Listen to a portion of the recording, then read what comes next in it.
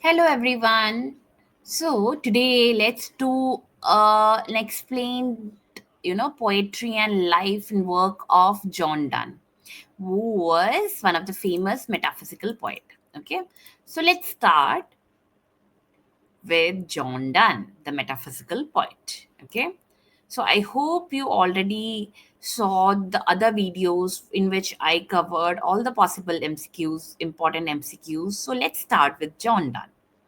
So when we talk about life and background, John Donne जो है 1572 में he was born in London, England. He came from a Roman Catholic family during a Protestant dominated era. So it was a era in which Protestants were very, dominating. Okay, so though fragments थे एक था Catholic, एक था Protestant, so he comes from a Protestant era. Okay, so he studied at Oxford and Cambridge, but he did not take any degrees due to his Catholic faith. So he was a Catholic there, and क्योंकि उनका जो Catholic faith की वजह से उन्होंने ना Oxford से ना कैम्ब्रिज से कोई अपनी डिग्री ली. He worked as a lawyer and a soldier both. Eventually, he became an Anglican priest and was appointed as a dean of St. Paul's Cathedral in London. इनकी जो डेथ है वो हुई है 1631 में. So that was the life and background of John Donne. So let's see further. So when we talk about its literary significance, तो metaphysical poetry movement में ये leading figure है. अपने intellectual rigor और emotional intensity के लिए जाने जाते हैं. So his poetry explores themes like love, death, religion and the human condition. So he's also famous for his use of conceits. जो उन्होंने conceits use किए हैं, basically extended metaphors होते हैं जो unrelated ideas को आपस में link करते हैं. ठीक है. So also he is known for his blended passionate emotion with philosophical thought.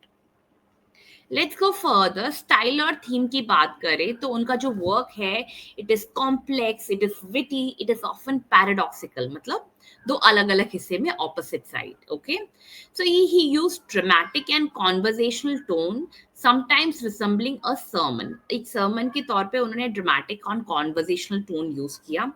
Themes की अगर बात करें तो both physical and spiritual theme can be seen in this, in which mortality is there, divine judgment is there, redemption is there, and he often explores the tension between the earthly and the divine. Okay, so let's also discuss the famous works of John Donne and their explanation. तो सबसे famous इनका work में गिना जाता है the flea. जो उसका theme है ये है लव एंड सिडक्शन. वो फ्ली को एज ए मेटाफर यूज करते हैं. किसमें देखते हैं, the poem uses the metaphor of a flea that has bitten both the speaker and his beloved. तो ये जो फ्ली है, ये जो मक्खी है, ये स्पीकर को भी काटता है और उनकी जो लवर है उसको भी बाइट कर लेता है. ठीक है. फ्ली जो है सिंबल है उनकी फिजिकल यूनियन का. और जब स्पीकर ये बोलते हैं कि जब ऑलरेडी ब्लड जो है हमारा मिंगल हो चुका है तो हमें फिजिकली भी यूनाइटेड हो जाना चाहिए. The poem is witty and playful, using the flea as an unconventional symbol of intimacy and attempting to persuade the women to sleep with him. तो ये जो अपने लवर है उसको जो है परस्यूड करता है अपने साथ सोने के लिए. So as I told you, the poem is witty, playful, using the flea as an unconventional symbol of intimacy and attempting to persuade the woman to sleep with him. So that's about the flea, an important and a famous work of John Donne. Let's talk about the second work, A Valediction Forbidding Morning. Valediction forwarding morning spiritual love और separation के बारे में है. ये अपनी wife के लिए poem लिखते हैं ये, जहां पर वो उनको कंफर्ट करते हैं. वो बोलते हैं कि दैट्स ओके, तुम एक जर्नी पे ही तो जाओगे. He compares their love to a stiff compass. वो बोलते हैं कि हमारा जो लव है वो एक कॉम्पस की तरह है जहां पर एक फुट फिक्स रहता है जो कि उसकी वाइफ है, और दूसरा मूव करता है जो कि ट्रैवलिंग करना होता है जॉन डन को. लेकिन हमेशा ये एक दूसरे से कनेक्टेड रहते हैं. ठीक है. The poem emphasize the strength and subtlety of spiritual love which can endure physical separation without distress or weakening. तो वो ये बता रहे हैं अपनी वाइफ को कि जो लव है it is always there, it always stays. जो स्ट्रेंथ है स्पिरिचुअल लव में वो होना बहुत जरूरी है, और फिजिकल सेपरेशन जो है इसको वीक नहीं कर सकती है। Okay, the third important work of John Donne, death B not proud. इनका ये हॉली सोनेट है, हॉली सोनेट 10, जिसमें डेथ एंड इमोर्टैलिटी के बारे में है। ये डेथ को डायरेक्टली कन्फ्रंट करते हुए बोलते हैं और उसका मजाक उड़ाते हैं, उसके पावर का मजाक उड़ाते हैं, और ये कहते हैं कि Dawn argues that death is not to be feared because it is temporary and leads to eternal life. Death is portrayed as a slave to fate, chance and human weakness. Death जो है इससे डरने की जरूरत नहीं है, क्योंकि वो टेम्पररी है, वो इटर्नल लाइफ की ओर लेकर जाती है।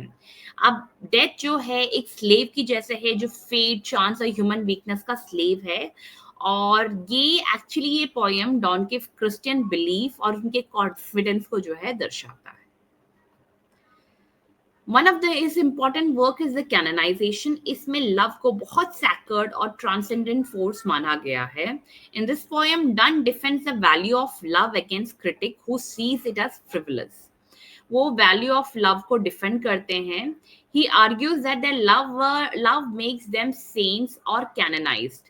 वो बोलते हैं कि जो लव है उनको सेंट बनाते हैं या फिर कैननाइज बनाते हैं, उनके रिलेशनशिप को एक स्पिरिचुअल प्लेन पे लेके जाते हैं।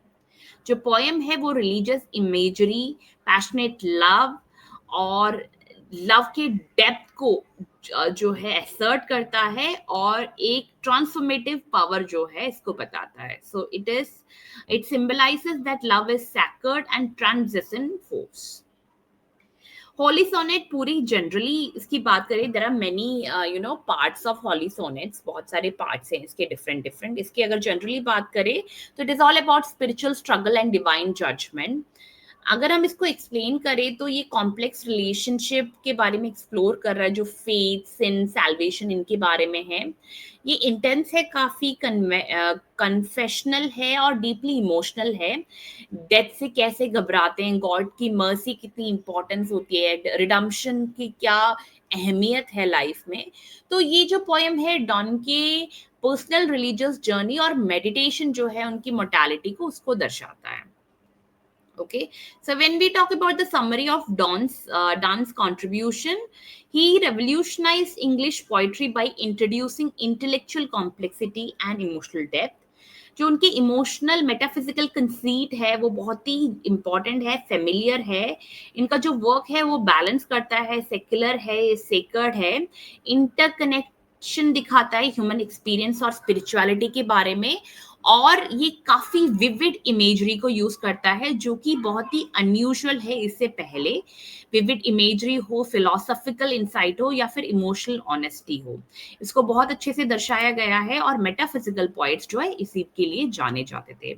I hope you understood what is a metaphysical poetry, and John Donne was one of the metaphysical most important metaphysical poet in that period, during that period. Okay, so have a great day and revise the entire metaphysical poet section.